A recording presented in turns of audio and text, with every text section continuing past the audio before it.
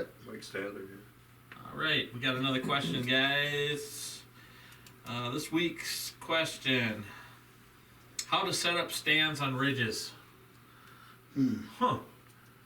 Well, same way you would on any other piece. Yeah, you put it on a tree. Yeah, put them on a tree and hang them up. Find a tree Yeah. that can hold you. All right, thanks for tuning in. Yeah. Yeah, it's been a good talk. Good talk. Actually, there is a lot to it, I think. For number one, you have to decide whether you put morning stands up or evening stands. Mm-hmm. For sure. Yeah. And that designates what part of the ridge you're putting the stand on. I'll be honest, I don't put stands in the middle of the ridge. No. The only way I would is if there's some sort of transition or corridor through that space that's where the deer are. So it's like a big cliff.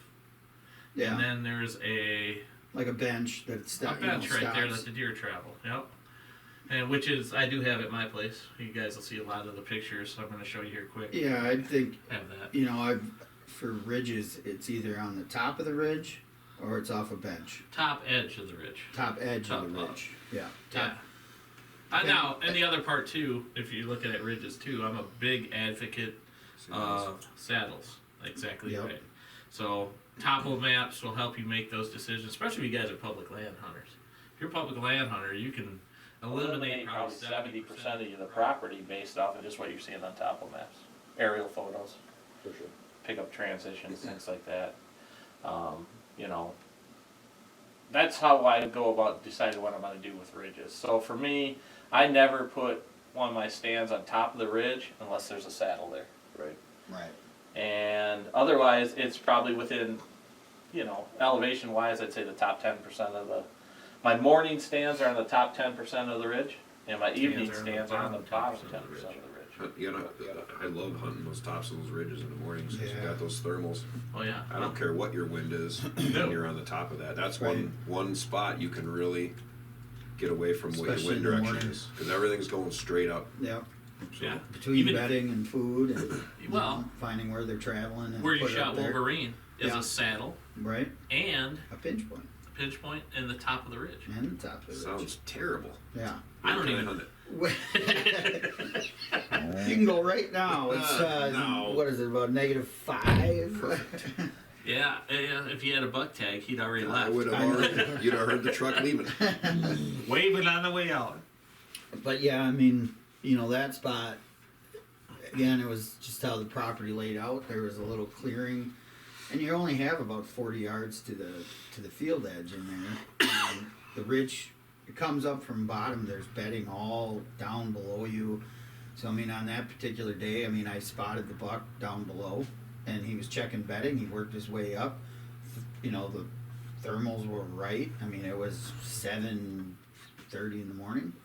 He was at the bottom of the ridge. I was at the top of the ridge in between the pinch point. And, like I said, the wind wasn't even all that great for that stand, but he was, it was November 2nd, so he was searching and he was checking bedding areas and worked himself right up the ridge line, 20 yards where I was cut the distance between the other little clearing, and it's only about a 40-yard, little bottleneck pinch point. Oh.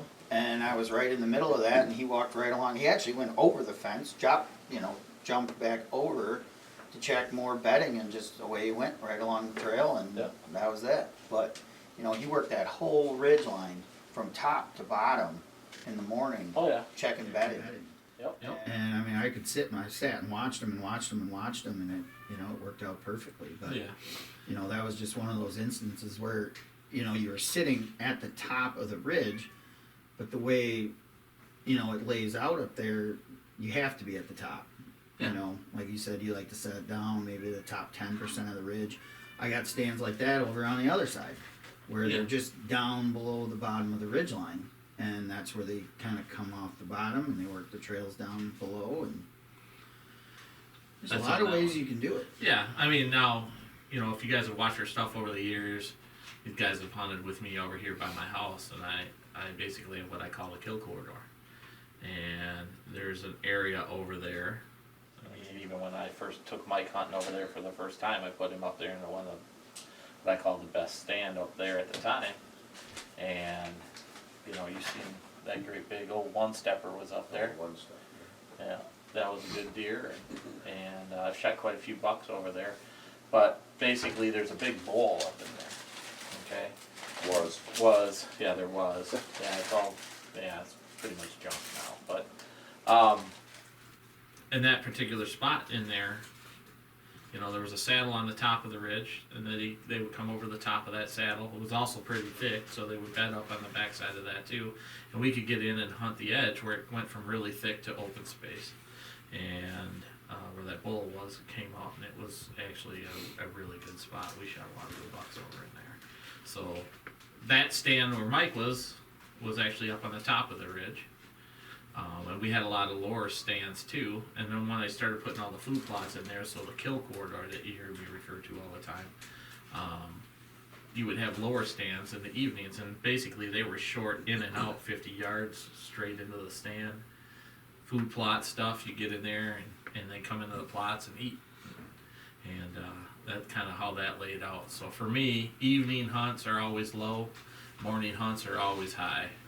And the only intermediate hunt would ever been if there was transition, and then that would have been the east-west transition from morning food, which would be their destination food plot, back to where they bed. And that's how I lay out hillsides. Mike's property is laid out with hill too. Yeah, I actually last year at this time is when we were doing timber improvements on my property. I actually do have a large ridge. It's actually the highest point in that county, which runs end to end, south facing. Yep.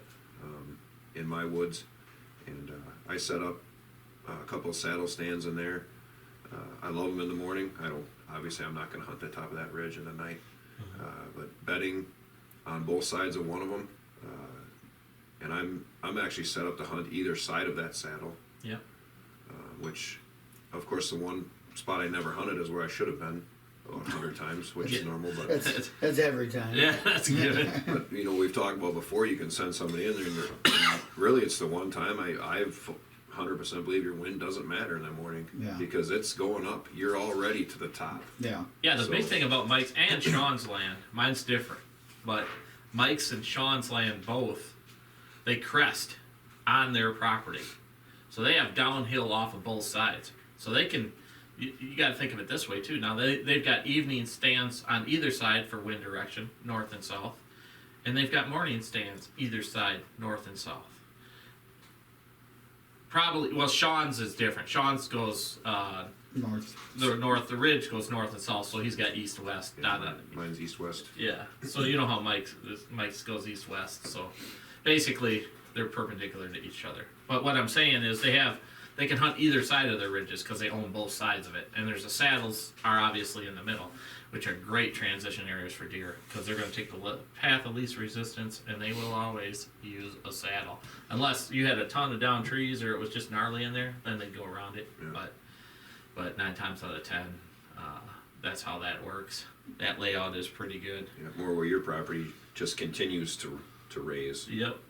And when you get, I have the corner of the top flat, which is like 100 and some yards onto that flat, and then it's another 150, 200 yards on my neighbors, and it drops off.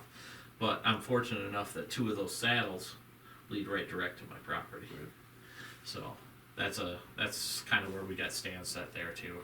So like setting stands in the ridges, you know, you got morning, you got evenings. Low side to me is always evenings for thermals. I agree. And mornings are always thermals lifting up and out. I think we all agree on that. So that's kind of how we would set our ridge stands. It's really pretty simple. I think there's not a lot to that. I mean, you guys got anything to add on it, or? Not really. I mean, that's, like you said, it's pretty simple. I mean, you like to stay up high in the morning. Like Mike said, even with, you know, the wind, everything's rising, so you're already up high enough. You know, and you can physically watch it too when it's cold enough. You can just straight up. It's pretty cool. And you know when you got to get out of there. Yeah, that's and a nice you know, thing touching on like the timber improvements. I mean, it's January right now. I mean, it's some of the best time to do that. Like you said, you might have a saddle that might be blocked by a bunch of stuff. Go out and start cutting, start directing that traffic. Yeah. I mean, that's a huge part of just, you know, hunting ridges or setting up your property is directing the traffic, you know, cutting corridors in where they will use those, like you said, they'll go to least resistance, and if you create that for them, Right. Yeah, Then the whole it deal, works. and we always talk about it, is you control the deer movement. They think they're controlling the deer movement. Well, they're not, because we're making it easier for them to move certain ways. That means we're controlling it, and then we can set stands. Yeah, at the end of the day, you're making it easier for yourself to get in there. And yeah, I mean, there's always spots that, you know, especially during the hunting season, you're looking at going, God, if I could get a stand in there, well, you know, the best time to do it is when, you know, the leaves are down and it's before season, when you can see what it's like and going to be in November and whatnot. And get your hinge cuts in and start, you know, like I said, directing the traffic out there. Yeah, and to bring them to you. Yeah, and the other part of that is, you know, right now is the best time of year for that anyway, because you can see, number one, you can see all the old buckside. You can see where the deer are traveling. You know, and if you do have food on your property, that's probably their main travel routes anyway. Right. So it's something that you can learn from right there too, and you know, you can assess your herd at that point too. So, but I think that's probably pretty much the layout on how to set stands on ridges. It's fairly simple. Yeah, I mean, there's not much to it. Like Yeah. I said, it's it's knowledge that, you know, if you're just learning, you know, hopefully some of the stuff we just suggested to you will help you pick the spots for your stands. You know, when you go on an aerial photo and you look for a saddle or something, you'll see like a little circle, and then like a hourglass shape, and then another little circle. That's your saddle, right? Mm-hmm. And when you see in a bench, you're gonna see like the terrain lines. So they'll be really narrow, close to each other, and all of a sudden there's one terrain line that's, you know, 2 or 3 times the distance. so it drops And that's off. that's actually from a steep drop off to an open space, and those deer are going to actually use that transition point. Benches are Benches are another good spot to Very hunt good. on hillsides. Yeah. But as for putting tree stands into them, you know, the pictures I showed you guys earlier are based off of. There's a stand on the upward side of that and a stand on the lower side of it. The lower side is where Cody shot Judas Priest this year. And then I hunted the upper stand and had 2 or 3, you know, bucks like Judas Priest come by, nice deer, but just wasn't going to take them at that time. Yeah, and I mean, at my place, I mean, benches are huge, and I've used them. Yeah. You know, same with the saddles. It's when you see those, that's where you want to be. Yeah. And don't forget, we're not saying just tromp into them and get in them in the Yeah, morning. 'cause again, they're no. not going up. You know, you got to still watch your access. Yeah. Yeah. Access is number Yeah. one. Yeah. But they're usually, I mean, I don't know if you agree, but usually saddles are usually a transition Oh, from yeah. one Yeah. to the other. I think Yeah. everybody would agree with 100%. that. So that's where, you know, there's going to be deer that are going to go through there. Yeah, and what's below you, what's above you? You Yep. know, do you have food above you? I mean, you might have a top egg field up there. You know, or you've got bedding, or you got egg below you. Yeah, if you're hunting you a know. saddle, you're hunting one or the other. You're Yeah. either hunting a food or you're hunting bedding. Right. Yeah. So So you're it just you're depends cutting on them morning off. or night. Yeah, basically you're looking for those saddles in between those two. Yep. Pretty much. Pretty simple. That's your transition zone. It's the only simple thing we got. That's the simplest one we're going to do. We're going to leave it at that. Thanks for listening to the Obsession Show. We'll see you guys next Saturday, 7 a.m. We appreciate you guys watching. Remember to subscribe to the channel. Check us out on YouTube. Check us out on YouTube. Check us out on Spotify. Send your questions. Thanks for listening. We'll talk to you guys next week.